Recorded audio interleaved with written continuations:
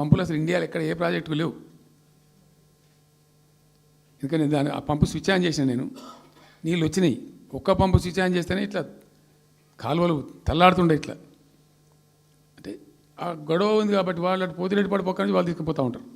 ఆ వర్షాలు వచ్చినప్పుడే మనం తీసుకోవాలి, ఇంకో గత్యంతరం లేదు. కాబట్టి క్విక్కెస్ట్ పాసిబుల్ టైంలో ఈ రిజర్వాయర్లు నింపుకుంటే మనం సేఫ్ అయిపోతాము, జిల్లా కాడికి కొంత న్యాయం జరుగుతుందని చెప్పి ఆ 145 మెగావాట్స్ కెపాసిటీ ఉండే పంప్స్ పెట్టినాం. ఇప్పుడు పంప్స్ అన్నీ ఆల్మోస్ట్ ఇన్స్టాల్ అయినాయి. మరి ఈ గవర్నమెంట్లో వీళ్ళు ఏం పట్టించుకుంటలేరు, అసలు ఏం చేస్తలేరు. అయితే జరిగిన తర్వాత ఏమైంది, అనుమతులు అంత సాధించాలి.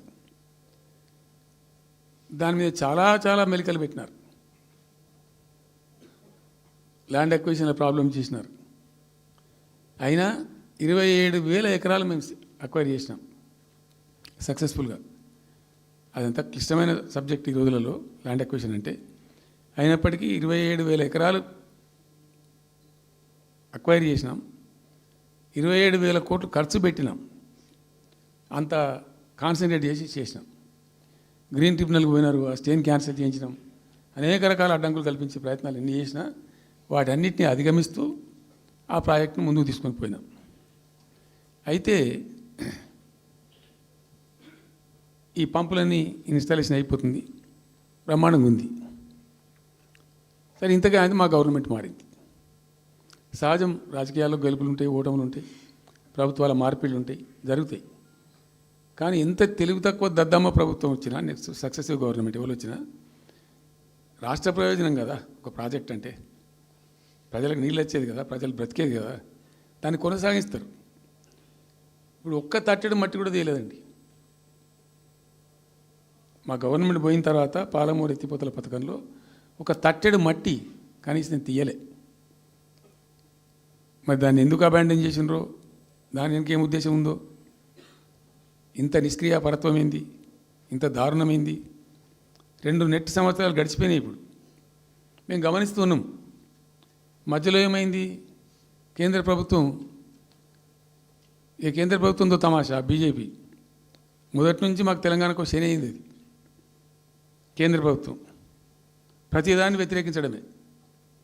ప్రతిదానిగా చంద్రబాబు ఎన్డీఏలో చేరడం, ఆయన మాటలు పట్టుకొని వ్యతిరేకించడం, అడ్డంగా ఇష్టం వచ్చిన పద్ధతిలో. మేము బాగా కొట్టాను. మేము ఉన్న రోజులు అనేకమైనటువంటి పోరాటాలు చేసి దాన్ని ఎప్పటికప్పుడు సాధించుకున్నాం. అనుమతులు కానీ ఇంకోటి కానీ మొత్తం 9-10 అవసరం పడతాయి. అందులో 6 అనుమతులు ఆల్రెడీ వచ్చేసినాయి. మెయిన్ ఎన్విరాన్మెంట్ అసెస్మెంట్ కమిటీది అదే మెయిన్ అసలు ప్రాజెక్టుకు లైఫ్ లైన్. దాని మొత్తం అనుమతులు వచ్చేసినాయి. దాని తర్వాత మిగిలిన అనుమతులన్నీ లాంఛనమే, ఇక ఇచ్చేయాల్సిందే. అది ఇచ్చిందంటే అటువంటి అతి ముఖ్యమైనటువంటి అనుమతి కూడా తెచ్చినాం. అన్నీ వచ్చిన తర్వాత కేంద్ర ప్రభుత్వం మన చంద్రబాబు నాయుడు ఎంపీలు అవసరం ఉంది కదా అక్కడ వాళ్ళకు. ఇప్పుడు ఇద్దరు ఎంపీలు అవసరం కదా, నితీష్ కుమార్, చంద్రబాబు నాయుడు. దానికోసం బీజేపీ ఎంతకైనా దిగజారుతుంది. ఆడ ప్రభుత్వం నిలబెట్టుకోవాలి కాబట్టి ఎంతకైనా దిగజారి ఆయన మాట పట్టుకొని డిపిఆర్ను వాపసు పంపించారండి. మేము ఉన్న రోజులు రాలే డిపిఆర్ వాపసు, అనుమతులు తెచ్చిన ఉల్టా. మేము ఇంకా డిపిఆర్ వాపసు వస్తే భూమి ఆకాశం ఒకటి చేయాలా రాష్ట్ర ప్రభుత్వం.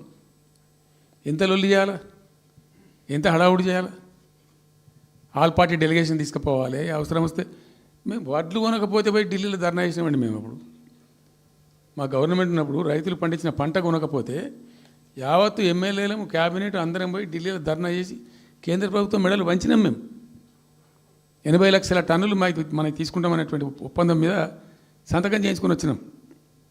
వడ్లు కొనిపించినాం ఎఫ్సిఐతోని. మామూలు వడ్లు కొనకపోతేనే మేము అంత అడావుడి చేసిపోయినాము. కానీ ఒక ఇంత పెద్ద ప్రధానమైన 3 జిల్లాలకు సంబంధించిన ప్రాజెక్టు డిపిఆర్ వాపసు పంపిస్తే వీళ్ళు కుయ్యలేదు, కుట్టుకోలేదు, వాళ్ళకి చెప్పని కూడా చెప్పలేదు.